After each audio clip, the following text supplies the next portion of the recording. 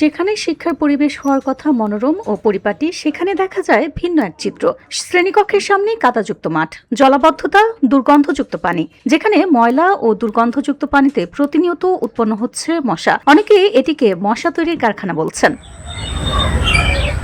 এমন এক চিত্র দেখা যায় চট্টগ্রামের হাটহাজারী উপজেলাধীন মির্জাপুর ইউনিয়নের মির্জাপুর উচ্চ বিদ্যালয় ও মির্জাপুর সরকারি প্রাথমিক বিদ্যালয়, এ দুটি শিক্ষা প্রতিষ্ঠানের সামনে। তবে মাঠের এই বেহাল দশা একদিনের নয়, দীর্ঘদিন ধরে এমন চিত্র দেখা যায়। বসুন্ধরা, উত্তরা, বনশ্রী, কুড়িল ও বাড্ডা সহ রাজধানীর বিভিন্ন স্থানে অভিজাত ও অত্যাধুনিক মানের ফ্ল্যাট কেনার এক নির্ভরযোগ্য প্রতিষ্ঠান প্লেজেন্ট প্রপার্টিজ লিমিটেড।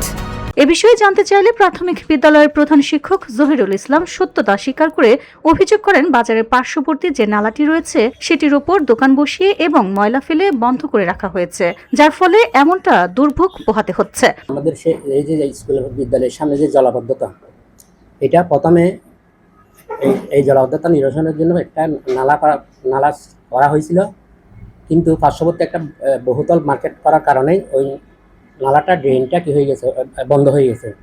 এরপর আবার দ্বিতীয় একটা ড্রেন করা হয়েছে। এই যে ড্রেনটা করা হয়েছে এটা অনেক সুন্দর করে করা হয়েছে।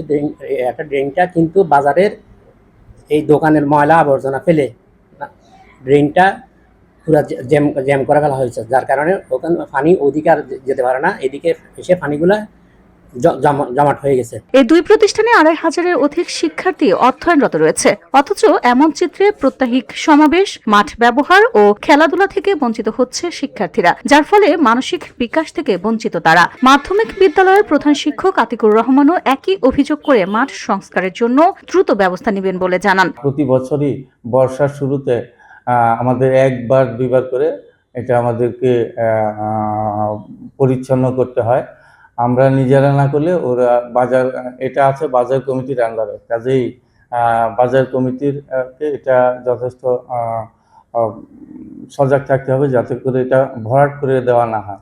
তারপরেও এবার হঠাৎ বৃষ্টির কারণে এটা কিছুটা জলাবদ্ধতা তৈরি হয়ে গেছে।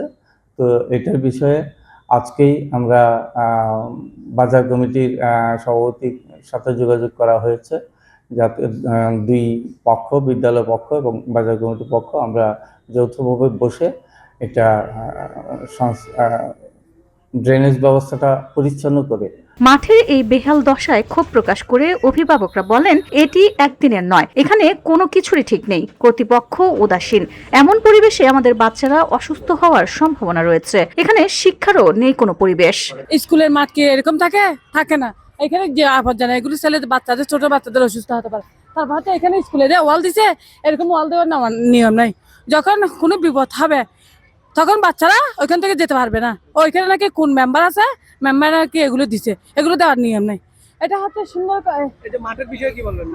মাঠে এরকম আনলো আবর্জনা থাকে, এরকম কোনো জায়গায় দেখছে, এগুলো ঠিক করতে হবে। এখন নতুন সরকার আছে, এগুলো সবগুলো ঠিক করে দিতে বলে, অথবা এর থেকে যদি উন্নয়ন না করে তাইলে এখানে বাচ্চাদের শারীরিক অসুস্থ হতে পারে, তারপরে এখানে ডেঙ্গু মশা থাকে।